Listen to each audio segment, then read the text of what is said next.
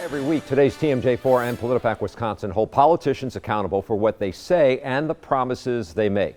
The Milwaukee Journal-Sentinel does the digging and research, and Greg Borowski is here with what we call the top 4 at 4, the most clicked PolitiFact stories from July. Let's start with the first one here, and this is the comment from President Trump. He said, Mexico, they took 30% of our automobile business. Is that true? There's not a lot of there. I mean, Mexican cars account for only 15% of the total sales in the United States. There's no instance of an automobile plant shut down here and moving to Mexico. So we rated that one false. Okay, so that one is false. Let's move on to number 2. This is something about President Trump, and it says Trump wants to cut Medicare just to pay for tax breaks to the billionaires.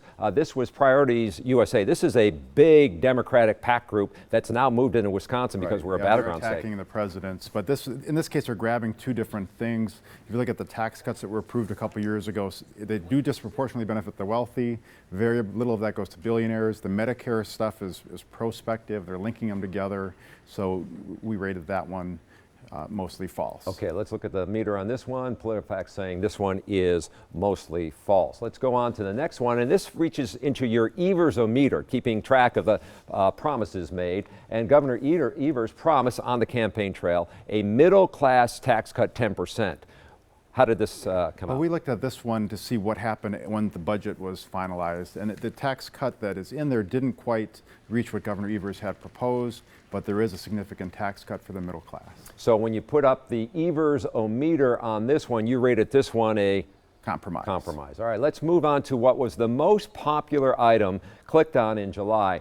And this is the quote here. At the same time President Donald Trump talks about supporting veterans, he is deporting service members who have volunteered to serve this country. This is Representative Gabbard, who is a Democratic presidential candidate as well. She said this while she was in Milwaukee for the LULAC conference, right? She was speaking to a group of military veterans at a breakfast there.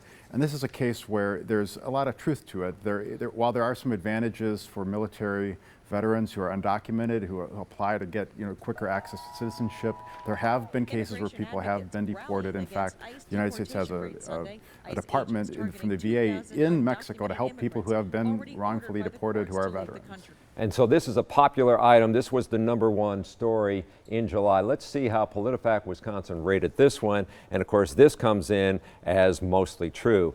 Greg, we always appreciate your thoughts on this. And keep in mind, you can look at all of the PolitiFact stories and all the documentation that goes with it. Go either on our website, today's TMJ4, or the Journal-Sentinel website as well. Again, thank you.